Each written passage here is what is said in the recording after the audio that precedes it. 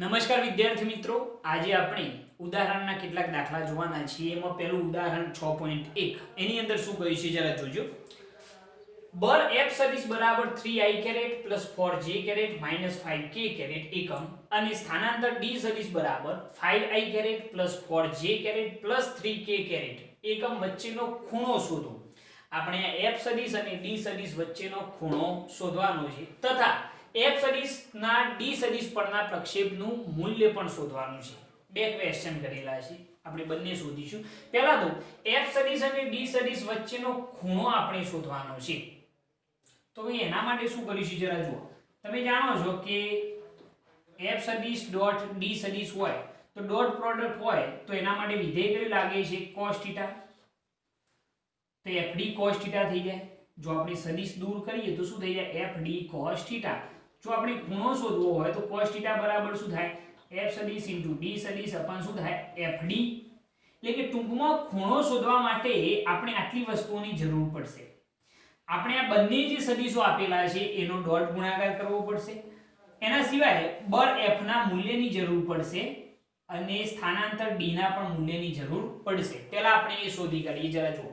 પહેલા આપણે અહીંયા આગળ f સદિશ બરાબર આપણને આપેલા છે 3i caret 4j caret 5k caret અને d સદિશ બરાબર આપણને આપેલા છે 5i caret 4j caret 3k caret. Okay, આટલી વસ્તુ આપણને આપેલી છે। ચલો પહેલા આપણે આ વસ્તુ શોધીએ f સદિશ ડોટ d સદિશ। જે જે વસ્તુની જરૂર હોય પહેલા શોધી કાઢીએ। ચલો f સદિશ બરાબર આ કિંમત એપ્લાય કરવાની શું થશે 3i caret 4j caret 5k caret dot. ચલો d સદિશ ની જગ્યાએ શું લખીશું 5i caret 4j caret 3k caret. ભાઈ ડોટ ગુણાકાર છે આ બંને વચ્ચે। કયો ગુણાકાર છે ડોટ ગુણાકાર। તો ડોટ ગુણાકારની અંદર મેં તમને કહ્યું હતું કે i caret dot i caret કેટલા થાય 1, યાદ કરો i caret dot i caret કેટલા 1, j caret dot j caret કેટલા 1, k caret dot k caret કેટલા 1। એના સિવાય ગમે તેનો ડોટ ગુણાકાર હોય i ડોટ j હોય તો પણ જવાબ 0, i ડોટ k હોય તો પણ 0, એના સિવાય કોઈ પણ હોય તો એ શૂન્ય જવાબ થઈ જાય। તો એના માટે મેં તમને કહ્યું હતું કે i કેરેટ નો i કેરેટ સાથે જ ગુણાકાર કરવાનો, બાકી બધા સાથે તો શું થઈ જાય ગુણાકાર કરીએ તો શૂન્ય થઈ જાય। જનરલી શું થાય આપણે 3i કેરેટ ને પકડીએ બરોબર, એનો સૌપ્રથમ આપણે 5i કેરેટ સાથે ગુણાકાર તો 3 5 15 i caret dot i caret 1 એટલે 15 થઈ જશે। પછી 3i કેરેટ નો 4j કેરેટ સાથે કેટલો થઈ જાય જવાબ શૂન્ય થઈ જાય, કારણ કે i caret dot j caret શૂન્ય। એના પછી i caret dot k caret તો એ પણ શૂન્ય। તો આપણે શું કરવાનું આ બંનેનો ગુણાકાર કરવાનો, આ બંનેનો અને આ બંનેનો ગુણાકાર કરવાનો, કારણ કે બાકીના બધાના 0 થઈ જશે। તો અહીંયા થશે શું જુઓ, અહીંયા જો ગુણાકાર કરીએ તો 3i caret dot 5i caret કેટલા થઈ જાય 15 પ્લસ અહીંયા આગળ 4j caret dot 4j caret કેટલા થઈ જાય 4 ચોક 16, j caret dot j caret તો 1 થઈ જાય એટલે 4 ચોક કેટલા આવશે 16 minus 5k caret dot 3k caret કેટલા થઈ જશે 5 તારીખ 15 k કેરેટ થઈ જશે, k caret dot k caret તો કેટલા થઈ ગયા 1 થઈ ગયા બરોબર ને। શું કર્યું ખ્યાલ આવ્યો, ફરીથી કહું છું 3i caret dot 5i caret કેટલા થાય 3 5 15, i caret dot i caret તો કેટલા 1, એના પછી 4j caret dot 4j caret કેટલા થઈ જાય 4 ચોક 16, j caret dot j caret તો કેટલા 1 minus 5k caret dot 3k caret કેટલા થઈ જશે 5 તારીખ 15 પરંતુ કેવા માઈનસ, અને k caret dot k caret તો કેટલા થશે 1 જ થઈ જશે। ઓકે, તો આ બંને તો કેન્સલ આઉટ થઈ ગયા, તો આ તો કેટલો થઈ ગયો 16। f સદિશ ડોટ d સદિશનો જે જવાબ મળ્યો આપણને કેટલો મળ્યો 16 બરોબર છે। ઓકે, આ થઈ ગયો આપણો f સદિશ ડોટ d સદિશ બરોબર। એના સિવાય આપણે શેની જરૂર પડે છે f સદિશના મૂલ્યની। તો આ રહ્યો આપણો f સદિશ। આપણે f સદિશનું મૂલ્ય શોધીએ તો f બરાબર અંડર શું થાય 3 નો સ્ક્વેર એટલે કે fx નો સ્ક્વેર વત્તા fy નો સ્ક્વેર પ્લસ fz નો સ્ક્વેર એટલે ભાઈ આવું થાય જોઈ લો 3 નો સ્ક્વેર વત્તા 4 નો સ્ક્વેર વત્તા -5 નો સ્ક્વેર તો f નું જે મૂલ્ય છે આપણને કેટલું મળશે જરા જુઓ 3 નો વર્ગ 9 4 નો વર્ગ 16 અને -5 નો વર્ગ કેટલો થાય 25 એટલે f બરાબર અંડર રૂટ કેટલા થઈ જાય 50 16 નો 25 નો 25 કેટલા થાય 50 તો f બરાબર આપણને જવાબ મળ્યો અંડર રૂટ 50 ન્યૂટન એકમ લખી શકો ઓકે ચલો એના પછી આપણે બીજું કોનું મૂલ્ય જરૂર પડે છે તો d નું તો d બરાબર અંડર રૂટ dx નો સ્ક્વેર એટલે આ ભાઈ આ dx કહેવાય કે ના કહેવાય આ dx આ dy અને આ dz તો ચલો dx નો સ્ક્વેર એટલે 5 નો સ્ક્વેર પ્લસ dy નો સ્ક્વેર એટલે 4 નો સ્ક્વેર પ્લસ શું આવશે 3 નો સ્ક્વેર તો d બરાબર અંડર રૂટ 5 નો વર્ગ 25 4 નો વર્ગ 16 3 નો વર્ગ 9 તો d બરાબર અંડર રૂટ આ પણ કેટલા થઈ જાય 50 જ થઈ જશે ને તો અહીંયા d નું મૂલ્ય કેટલું મળ્યું અંડર રૂટ 50 બરોબર દરેક વસ્તુ આપણે શોધી કાઢી છે જો f સદિશ ડોટ d સદિશ પણ શોધી કાઢ્યો એનું મૂલ્ય આવ્યું 16 f નું મૂલ્ય શોધ્યું તો એ અંડર રૂટ 50 આવ્યું d નું મૂલ્ય શોધ્યું તો એ પણ અંડર રૂટ 50 આવ્યું ચલો હવે આપણે આ સૂત્ર એપ્લાય કરીએ તો શું થાય છે જુઓ f સદિશ ડોટ d સદિશ બરાબર શું થઈ જાય fd cos θ એટલે ભાઈ આ તો ખબર છે શીખવાડેલું છે કે ડોટ પ્રોડક્ટ હોય બંને વચ્ચે તો વિધેય કયું લાગે cos θ તો અહીંયા આગળ cos θ f સદિશ ડોટ d સદિશ अपन શું થઈ જાય fd તો cos θ ચલો f સદિશ ડોટ d સદિશ આપણે શોધેલા છે કેટલા 16 f નું મૂલ્ય પણ તમે શોધેલું છે અંડર રૂટ 50 ડોટ d નું મૂલ્ય પણ કેટલું અંડર રૂટ 50 તો અહીંયા cos θ બરાબર 16 પણ અંડર રૂટ 50 ગુણ્યા અંડર રૂટ 50 કેટલા થઈ જાય 50 તો cos θ બરાબર 16 ભાગ્યા 50 કરો કેટલો થાય છે 16 ભાગ્યા 50 કરજો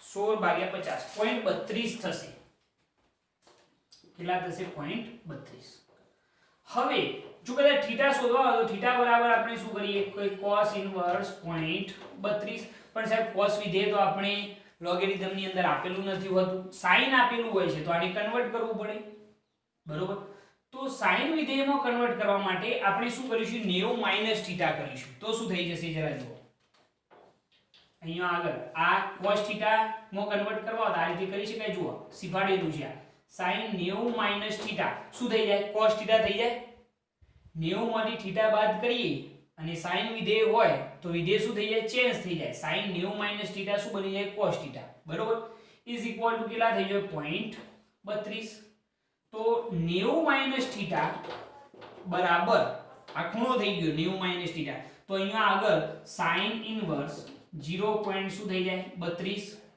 ખ્યાલ આવે છે કે નહીં આની અંદર ફરીથી કહું છું cos θ હતા તો એના માટે શું કર્યું sin માં કન્વર્ટ કરવા sin 90 θ એટલે cos θ જ કહેવાય ઇઝ ઇક્વલ ટુ 0.32 હવે આ ખૂણો શોધવાનો છે તો 90 θ is equal to sin inverse 0.32 તો 90 θ ઇઝ ઇક્વલ ટુ હવે sin વિધેય તમને મળી જશે ચેક કરો લોગેરિધમ ની અંદર sin 0.32 ની કિંમત કેટલી થાય 0.32 જો આગળ હોય ત્યાં આગળ ખૂણો ચેક કરો તમે જોશો તો તમને ખૂણો મળશે 18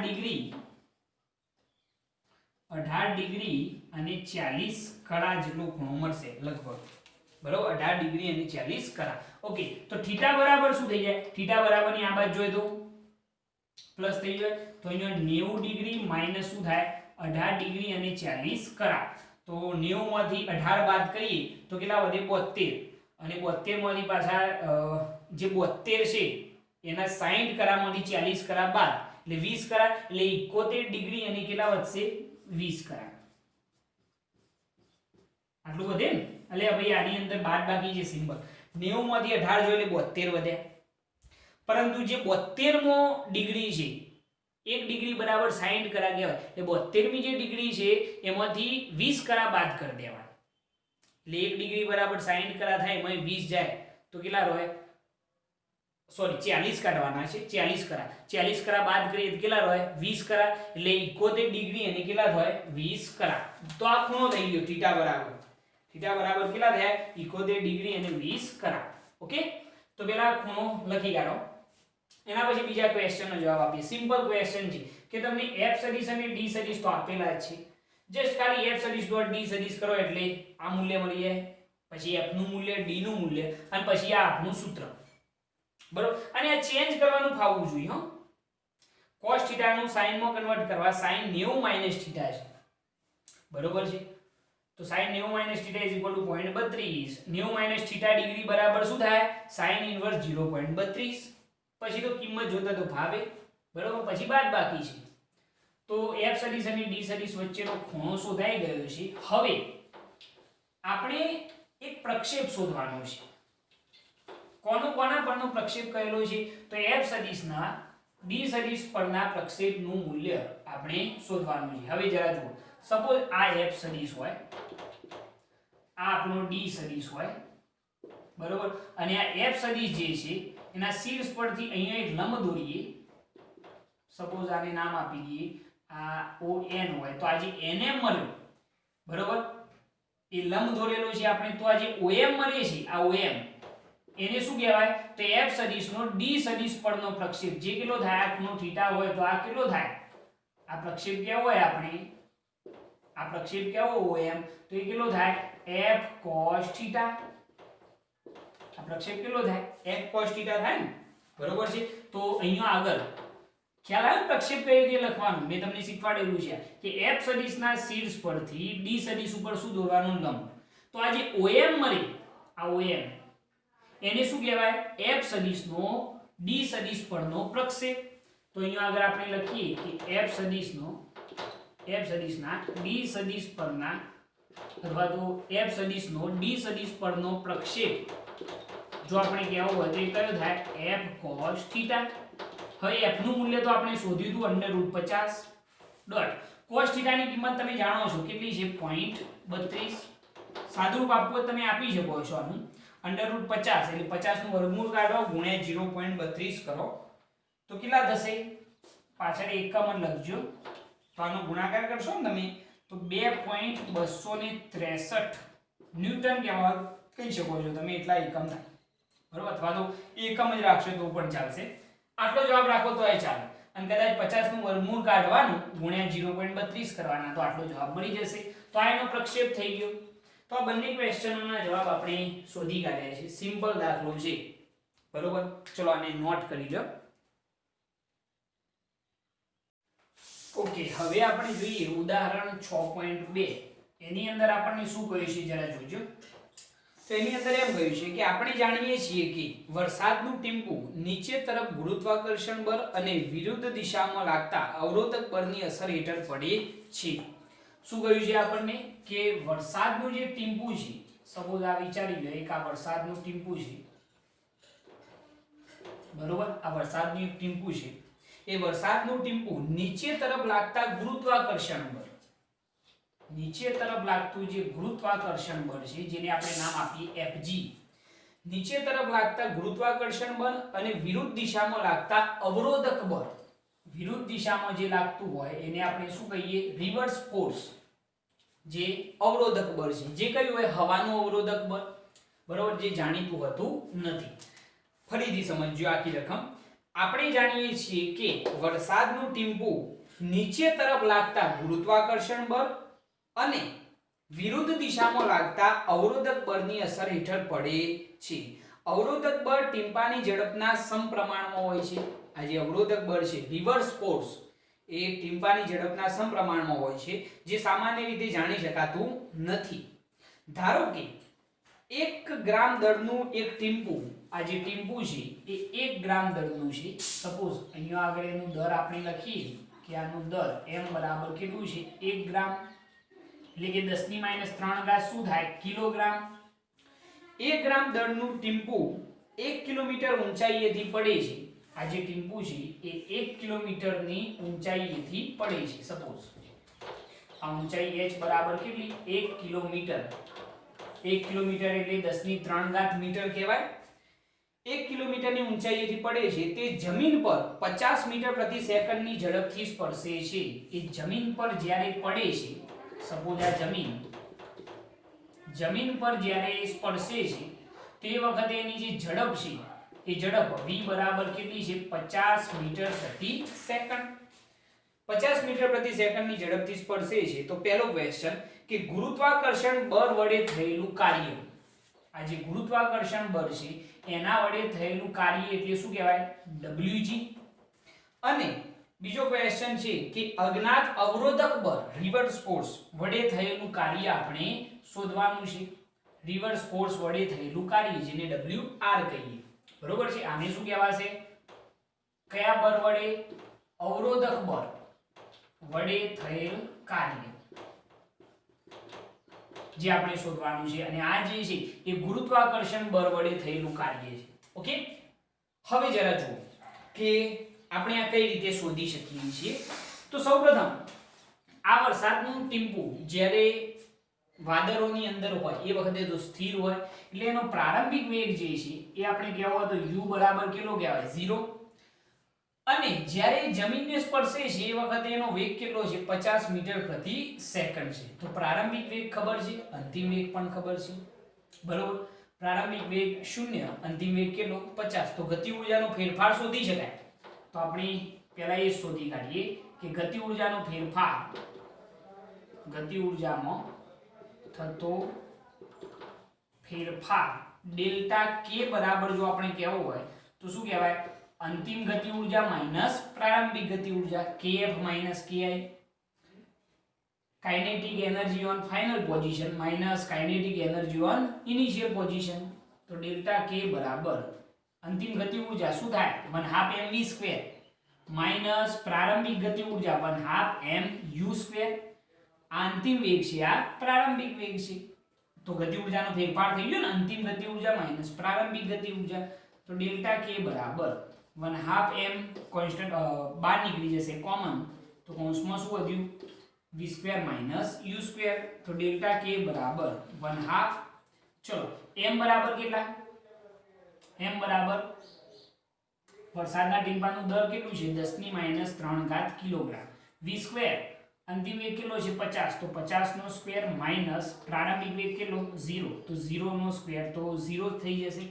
ઓકે, તો ગતિ ઊર્જામાં થતો ફેરફાર જો આપણે કહીએ તો ગતિ ઊર્જામાં થતો ફેરફાર ડેલ્ટા k બરાબર 1/2 ગુણ્યા 10⁻³ 50 નો વર્ગ કેટલો થાય? 2500. 2500 ભાગ્યા 2 એટલે કેટલા થઈ જાય? 1250 ગુણ્યા 10⁻³ ભાગ્યા 1000 કહેવાય ને, 10⁻³ છેદમાં આવે તો 1000 તો કેટલા થઈ જાય? 1.250 જૂલ. આ શું મળ્યું ભાઈ? ગતિ ઊર્જાનો ફેરફાર મળ્યો. બરોબર. પરંતુ આપણે શું શોધવાનું છે? તો આપણે શોધવાનું છે પહેલો ક્વેશ્ચન જે તમે જોજો NCERT ની અંદર કે ગુરુત્વાકર્ષણ બળ વડે થયેલું કાર્ય Wg શોધવાનું છે. તો પહેલો જ ક્વેશ્ચન આપણે એ શોધી કાઢીએ કે ગુરુત્વાકર્ષણ બળ વડે થયેલ કાર્ય જો આપણે કહેવું હોય તો Wg બરાબર શું થાય? બળ ગુણ્યા સ્થાનાંતર. તો Fg ઇન્ટુ શું થઈ જાય? h. સ્થાનાંતર કેટલું થશે? તો ઊંચાઈ જેટલું. તો ગુરુત્વાકર્ષણ બળ વડે થયેલું કાર્ય Wg બરાબર આ બળ કયું હશે ભાઈ? Fg. આ કંઈક ના કંઈક દળ ધરાવે છે. દળના લીધે લાગતું ગુરુત્વાકર્ષણ બળ એટલે કે એનું શું કહેવાય? વજન બળ. એટલે mg લખાય. લખાય કે ના લખાય? જેનું વજન બળ હશે આ ગુરુત્વાકર્ષણ બળ mg ઇન્ટુ શું થઈ જાય? s થઈ જાય.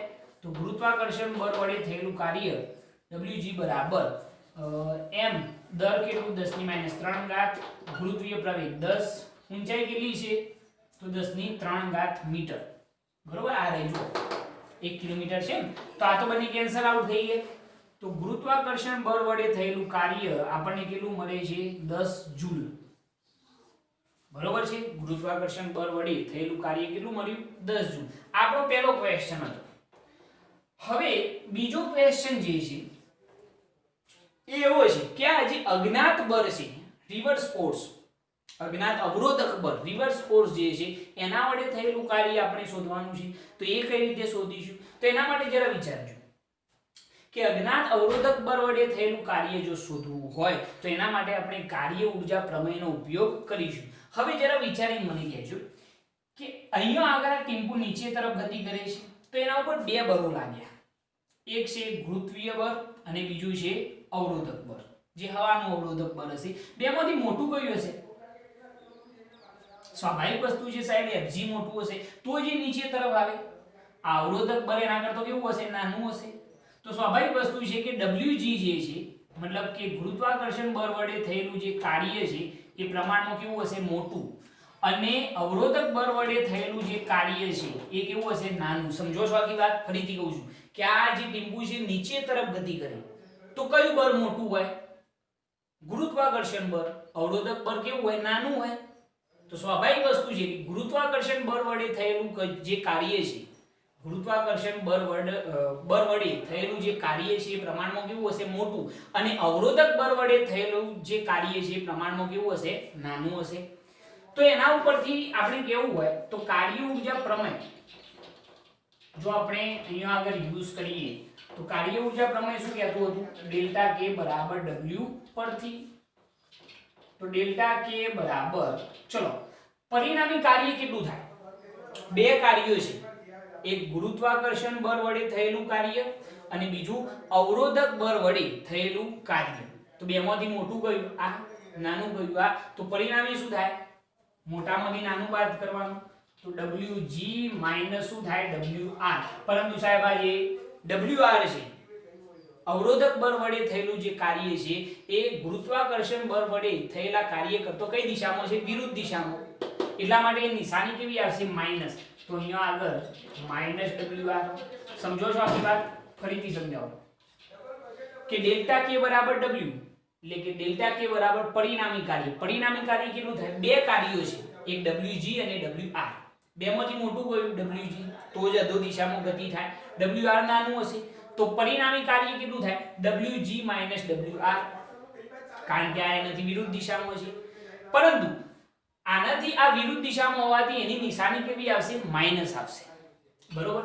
એટલે ગતિ ઊર્જામાં થતો ફેરફાર ડેલ્ટા k બરાબર Wg minus minus plus Wr. જો આપણે Wr શોધીએ જે આપણો અવરોધક બળ વડે થયેલું કાર્ય છે તો કેટલું થશે? જુઓ Wr બરાબર delta k minus Wg. Wr નો મતલબ શું સમજવાનું? અવરોધક બળ વડે થયેલું કાર્ય. તો અહીંયા આગળ Wr ઇઝ ઇક્વલ ટુ, ચલો ડેલ્ટા k ગતિ ઊર્જામાં થતો ફેરફાર 1.25 માઈનસ Wg 10 જૂલ. તો Wr બરાબર 8 માઈનસ આવશે ને આની અંદરથી માઈનસ 10 છે માઈનસ 8.75 જૂલ. આ જે છે એ આપણું શું કહેવાશે? તો અવરોધક બળ વડે રિવર્સ ફોર્સ વડે થયેલ કાર્ય. આપણો બીજો ક્વેશ્ચન થઈ ગયો. બરોબર? આ ક્વેશ્ચન બી ખ્યાલ આવ્યા? આની અંદર બહુ સમજવા જેવો દાખલો છે અને મોસ્ટ આઈએમપી. બરોબર? તમારે અહીંયા એટલી જ વસ્તુ ધ્યાન રાખવાની છે કે એનો પ્રારંભિક વેગ 0 છે, અંતિમ વેગ 50 છે. તો ગતિ ઊર્જાનો ફેરફાર તો ઇઝીલી શોધી શકો જે 1.250 જૂલ આવશે. હવે પહેલો ક્વેશ્ચન કે ગુરુત્વાકર્ષણ બળ જે હતું જે અધો દિશામાં હતું, અવરોધક બળ જે Fr છે એ નદી કઈ દિશામાં છે? વિરુદ્ધ દિશામાં. તો ગુરુત્વાકર્ષણ બળ વડે થયેલું જે કાર્ય છે એ કેટલું થાય? તો Wg બરાબર બળ ગુણ્યા સ્થાનાંતર. આ બળ કયું હશે? વજન બળ. તો mg ઇન્ટુ શું થઈ જાય? s થઈ જાય. બરોબર? તો Wg બરાબર આપણને મળશે 10 જૂલ. પહેલા ક્વેશ્ચનનો જવાબ થઈ ગયો. હવે આ જે અવરોધક બળ છે Fr એના વડે થયેલું જે કાર્ય છે, અવરોધક બળ વડે થયેલું જે કાર્ય છે એ Wr કઈ રીતે શોધવાનું? તો એના માટે કાર્ય ઊર્જા પ્રમેય ડેલ્ટા k બરાબર W. તો ડેલ્ટા k બરાબર પરિણામી કાર્ય કેટલું થાય? ભાઈ બેમાંથી મોટું આ હોય, નાનું આ હશે.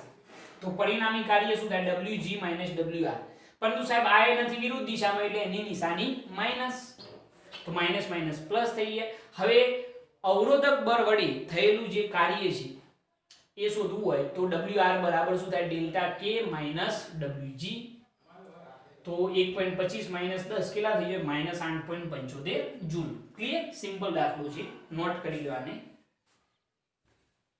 નોટ કરવાને. ઓકે, હવે આપણે જોઈએ ઉદાહરણ 6.3. બહુ સિમ્પલ ઉદાહરણ છે, જરા ધ્યાન રાખજો. એક સાયકલ સવાર 10 મીટર અંતર ઘસડાઈને સ્થિર થાય છે. એક સાયકલ સવાર છે જે 10 મીટર જેટલો ઘસડાઈને કેવો થાય છે? સ્થિર થાય છે. આ ઘટના દરમિયાન રસ્તા વડે સાયકલ પર 200 ન્યૂટન બળ ગતિની વિરુદ્ધ દિશામાં લાગે છે. આ વસ્તુ ધ્યાન રાખજો. આપણે સપોઝ આ રીતે એક ઘટના વિચારીએ. સપોઝ આ સપાટી આપણી, બરોબર, એના ઉપર એક સાયકલ છે જે ઘસડાઈને સ્થિર થાય છે. આ રીતની એક સાયકલ આપણે વિચારીએ. સપોઝ આ રીતની એક સાયકલ વિચારીશું. બહુ જબરી એવી સાયકલ નથી બતાવી આપણે. આ રીતની એક સાયકલ છે, બરોબર. આપણને શું કહ્યું છે?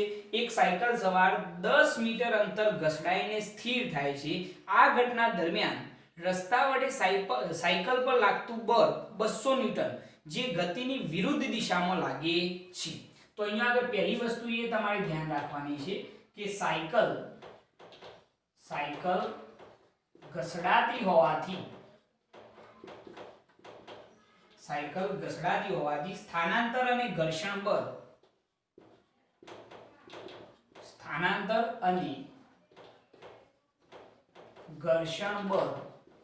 પરસ્પર કેવા હશે? વિરુદ્ધ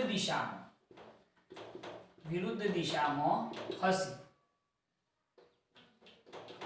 બરોબર છે. એટલે આપણે જો કેવું હોય તો બળ અને સ્થાનાંતર વચ્ચેનો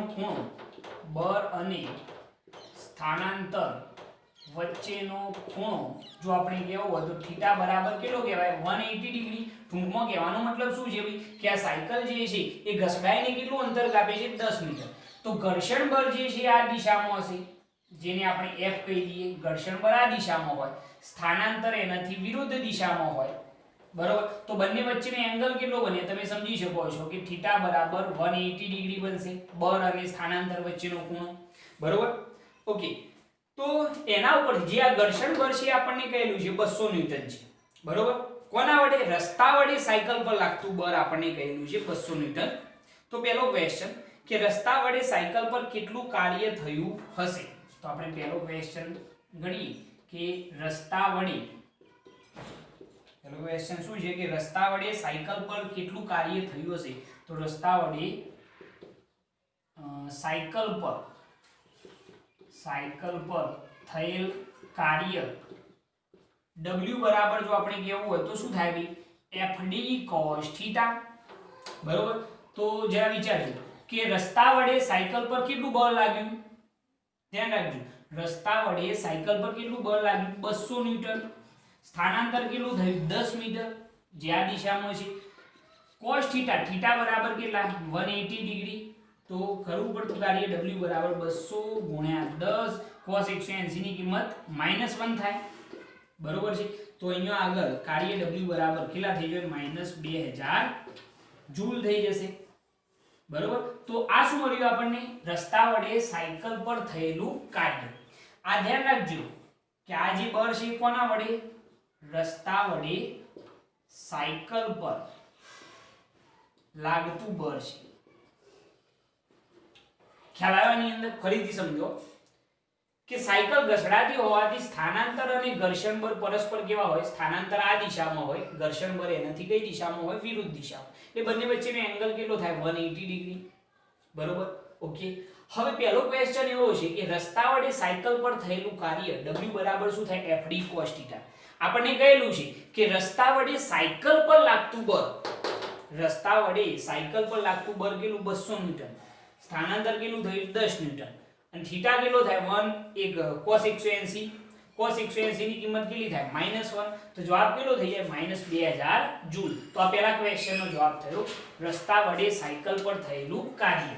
એના પછી અહીંયા આગળ એક બીજી વસ્તુ સમજી શકાય કે અહીં જે કાર્ય મળે છે કેવું છે? ઋણ છે. કાર્ય ઋણ છે મતલબ કે ગતિ ઊર્જામાં શું થશે? ઘટાડો થશે, જેથી સાયકલ ધીમી પડે છે એવું આપણે કહી શકીએ છીએ. તો અહીંયા આગળ લખવું હોય તો તમે લખી શકો છો કે અહીં કાર્ય ઋણ હોવાથી ગતિ ઊર્જામાં શું થાય છે? ગતિ ઊર્જામાં ઘટાડો થશે, બરોબર છે. અને અંતે સાયકલ શું થઈ જશે? સ્થિર થઈ જશે. એવું લખવું હોય તો પણ લખીએ. અને અંતે સાયકલ શું થાય છે? સ્થિર થાય છે. ખ્યાલ આવે ને? કારણ કે કાર્ય કેવું આવ્યું? ઋણ. એનો મતલબ મતલબ કે એની ગતિ ઊર્જામાં શું થાય છે, ઘટાડો થાય છે અને અંતે સાયકલ શું થઈ જશે, સ્થિર થઈ જશે. બરોબર. ઓકે. હવે એના પછી એની અંદર એક બીજો ક્વેશ્ચન છે, જરા જુઓ કે સાયકલ વડે રસ્તા પર કેટલું કાર્ય થયું હશે. હા, એનાથી બિલકુલ ઓપોઝિટ કન્ડિશન.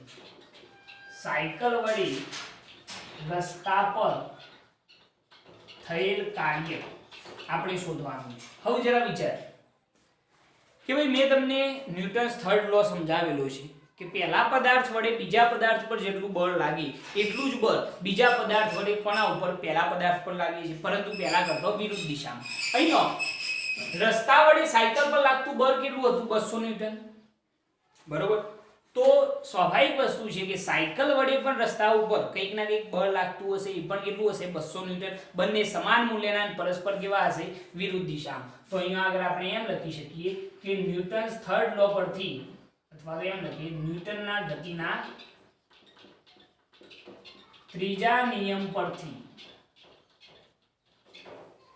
રસ્તા વડે સાયકલ પર જેટલું બળ લાગે તેટલું જ બળ સાયકલ વડે કોના પર લાગે છે, રસ્તા પર લાગે છે. નિયમ એવું જ કહેતો હતો ને ભાઈ કે રસ્તા વડે સાયકલ પર જેટલું બળ લાગે તેટલું જ બળ સાયકલ વડે કોના ઉપર, રસ્તા પર લાગે છે. તો અહીંયા આગળ આપણે લખવું એમ લખી શકીએ કે સાયકલ વડે રસ્તા પર લાગતું બળ જો આપણે કેવું હોય તો F બરાબર શું કહેવાય, -200 ન્યૂટન. કારણ કે રસ્તા વડે સાયકલ પર કેટલું બળ લાગ્યું, 200 ન્યૂટન. તો સાયકલ વડે રસ્તા પર લાગતું બળ કેટલું કહેવાય, -200 ન્યૂટન. અને એની અંદર એ જે બળ છે એ કેટલું થઈ જશે, એકબીજાને 0 ડિગ્રીના કોણે હશે, બળ અને સ્થાનાંતર વચ્ચેનો ખૂણો. તો આપણે અહીંયા આગળ લખીએ કે થયેલ કાર્ય W બરાબર શું થઈ જાય, FD cos θ. અહીંયા આગળ બળ આવશે -200 ન્યૂટન. આ કયું બળ છે, ખ્યાલ આવે ને, કયું બળ કહેવાશે, સાયકલ વડે રસ્તા પર લાગતું બળ. બરોબર છે. પરંતુ સ્થાનાંતર કેટલું થાય, સાયકલ વડે રસ્તા ઉપર 200 ન્યૂટન જેટલું બળ લાગ્યું, પરંતુ એનાથી કઈ રસ્તો ખસી જશે. તમે રોડ ઉપર જતા હો, તમારી સાયકલ વડે રસ્તા ઉપર કંઈક ના કંઈક બળ તો લાગવાનું છે, પરંતુ એનાથી રસ્તો દૂર જાય છે ખરો, એનું સ્થાનાંતર થાય છે ના. મતલબ કે સ્થાનાંતર કેટલું હોય, 0 હોય. તો એ વસ્તુ ધ્યાન રાખવાની કે સ્થાનાંતર કેટલું થશે, 0. તો અહીંયા આગળ એ પણ સ્ટેટમેન્ટ હું લખું છું, રસ્તા વડે અહીંયા આગળ એમ લખીએ, અહીંયા જ લખીએ કે ભાઈ સાયકલ વડે રસ્તા પર લાગતું બળ F બરાબર -200 ન્યૂટન, પરંતુ આ બળથી રસ્તાનું સ્થાનાંતર કેટલું હોય છે, 0 હોય છે. સાયકલ વડે રસ્તા ઉપર બળ લાગશે ખરું, પરંતુ એ બળના લીધે રસ્તાનું કોઈ પણ જાતનું સ્થાનાંતર થતું નથી. એટલે સ્થાનાંતર D બરાબર કેટલું થાય, 0. અને cos θ બરાબર કેટલા, 0. cos 0 ની કિંમત 1 એટલે કેટલા થઈ જશે, આ -200. પરંતુ અહીંયા 0 સાથે ગુણીએ એટલે જવાબ કેટલો થઈ જાય, 0. તો સાયકલ વડે રસ્તા પર થયેલું કાર્ય કેટલું થઈ જાય, 0 થઈ જશે. બરોબર. તો આ બંને ક્વેશ્ચનના જવાબ થઈ ગયા. ખ્યાલ આવ્યો? આની અંદર બહુ સમજવા જેવો દાખલો છે. આ ન્યૂટન્સ થર્ડ લો આપણને સમજાવે છે. બરોબર. કે પહેલા આપણને એવું કહ્યું કે રસ્તા વડે સાયકલ પર લાગતું બળ કેટલું હતું, 200 ન્યૂટન. તો રસ્તા વડે સાયકલ પર થયેલું જે કાર્ય છે એ W બરાબર FD cos θ. તો બળ કેટલું, 200, સ્થાનાંતર કેટલું થયું, 10 મીટર, અને cos θ બરાબર કેટલા થયું, 180. ખાસ ધ્યાન રાખવાનું, 180 ક્યારે, કે જ્યારે સ્થાનાંતર અને ઘર્ષણ બળ બંને એકબીજાથી વિરુદ્ધ દિશામાં હશે, કારણ કે સાયકલ ઘસડાય છે. બરોબર. cos 180 ની કિંમત -1, તો થયેલ કાર્ય કેટલું આવ્યું, -200 જૂલ. કાર્ય ઋણ આવે છે, મતલબ કે ગતિ ઊર્જામાં શું થશે, ઘટાડો, જેના લીધે અંતિમ સ્થિતિમાં જે સાયકલ છે એ કેવી થઈ જવાની, સ્થિર. હવે ક્વેશ્ચન ચેન્જ થયો કે સાયકલ વડે રસ્તા પર કેટલું કાર્ય થાય. ઓકે. ન્યૂટન્સ થર્ડ લો શું કહેતો હતો કે A વડે B પર જેટલું બળ લાગે એટલું જ બળ B વડે A પર લાગે છે, પરંતુ વિરુદ્ધ દિશામાં. અહીંયા રસ્તા વડે સાયકલ પર કેટલું બળ લાગ્યું, 200 ન્યૂટન. તો સેમ પોઝિશન અહીંયા પણ ન્યૂટન્સ થર્ડ લો પરથી આપણે એવું કહી શકીએ કે સાયકલ વડે રસ્તા પર લાગતું બળ કેટલું હશે 200 ન્યૂટન, પરંતુ એ વિરુદ્ધ દિશામાં એટલે -200 ન્યૂટન થાય. જે મેં અહીંયા આગળ લખેલું છે કે ન્યૂટનના ગતિના ત્રીજા નિયમ પરથી રસ્તા વડે સાયકલ પર જેટલું બળ લાગે તેટલું જ બળ સાયકલ વડે કોના ઉપર રસ્તા પર લાગે છે. સાયકલ વડે રસ્તા પર લાગતું બળ F બરાબર શું થાય -200 ન્યૂટન, પરંતુ આ બળના લીધે રસ્તાનું સ્થાનાંતર થાય નહીં. રસ્તાનું સ્થાનાંતર કેટલું થાય 0 હોય. તો રસ્તા પર સાયકલ વડે રસ્તા પર બળ લાગતો થયેલું જે કાર્ય છે, સાયકલ વડે રસ્તા પર થયેલું કાર્ય એ W બરાબર શું થાય FD cos θ. F બરાબર કેટલું બળ લાગ્યું -200 ન્યૂટન.